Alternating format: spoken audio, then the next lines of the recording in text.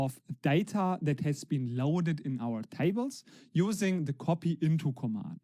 And luckily, there's a very helpful view that we can just easily query from to get this information. And that's what we are going to have a look at in this lecture. Therefore, let's jump into Snowflake, and in here we will, for every single database, if we expand it, for example, the copy DB, see the schema called information schema. And if we expand that, we see that there are a couple of views.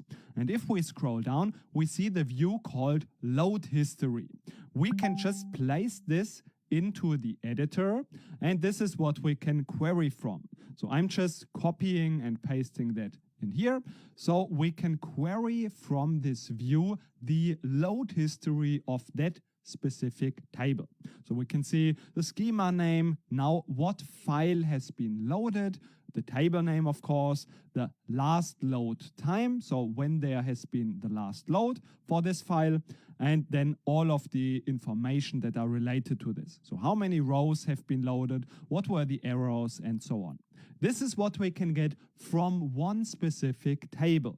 But maybe we have previously created this table and we want to have a look at a global load history. Maybe there was the same table that has been just replaced by the same table name.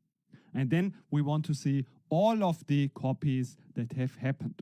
And for this, we can have a look at the common Snowflake database. So this is a global database, and there we find account usage. If we expand this, we again see the views, and we can again scroll down to the load history. Again, we can query from exactly this load history.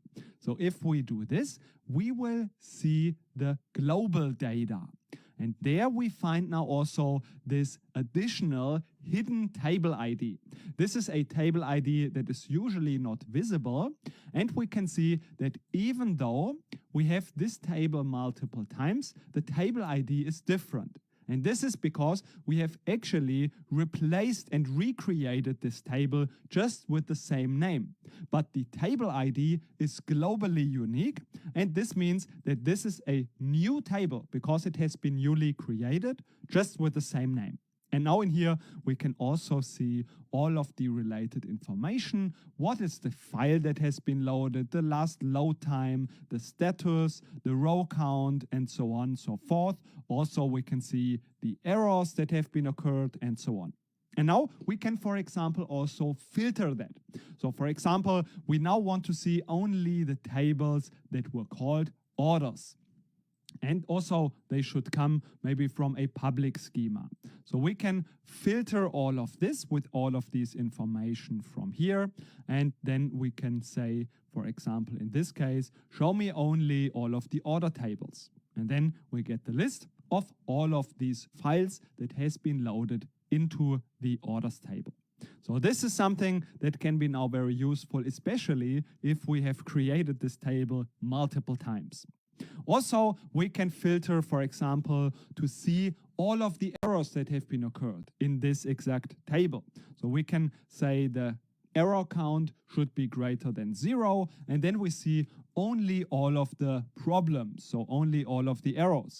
We can have a look at this in here. We see these were mainly these error files. We see status is partially loaded, and always there have been some errors. So this is now what we can also have a look at just using this global view load history.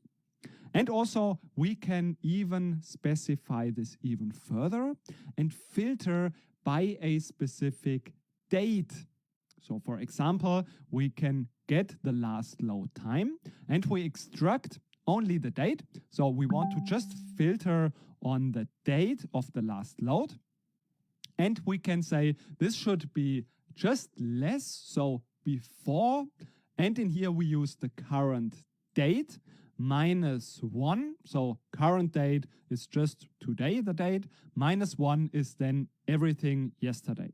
So this means we want to see everything that has occurred before today. So starting from yesterday. And if we select that as well, we see that we have all of the data, all of the files that have been loaded into our tables. That was also before yesterday. So this can be a very useful view if we want to see the load history globally or on a specific